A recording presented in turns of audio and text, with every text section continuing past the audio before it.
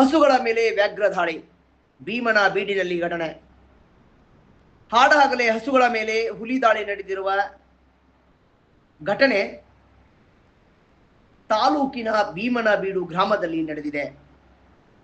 ಸಿದ್ದ ಶೆಟ್ಟಿ ಎಂಬ ರೈತರ ಬಾಳೆ ತೋಟದಲ್ಲಿ ಮೇಯಲು ಬಿಟ್ಟಿದ್ದ ಸಂದರ್ಭದಲ್ಲಿ ದಾಳಿ ನಡೆಸಿದ ಹಿನ್ನೆಲೆ ಕಾಲುಗಳು ಮುರಿತವಾಗಿದ್ದು ನಡೆಯಲಾಗದೆ ಕುಸಿದು ಬಿದ್ದಿವೆ.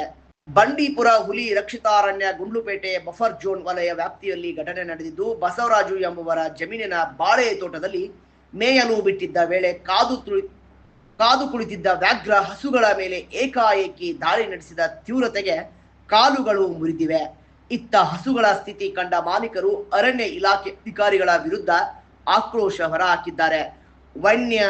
ವನ್ಯಜೀವಿಗಳ ಹಾವಳಿಗೆ ಕಡಿವಾಣ ಹಾಕಲು ವಿಫಲವಾಗಿರುವ ಅಧಿಕಾರಿಗಳು ಘಟನೆ ಬಳಿಕ ಸಾಂತ್ವನ ಹೇಳಲು ಬರ್ತಾರೆ ಎಂದು ಕಿಡಿಕಾರಿದ್ದಾರೆ.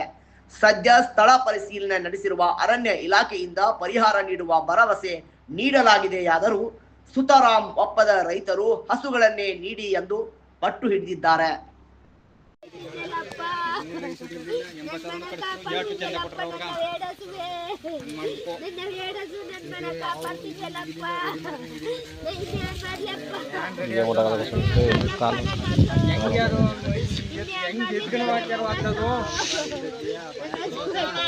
ನೋಡಿ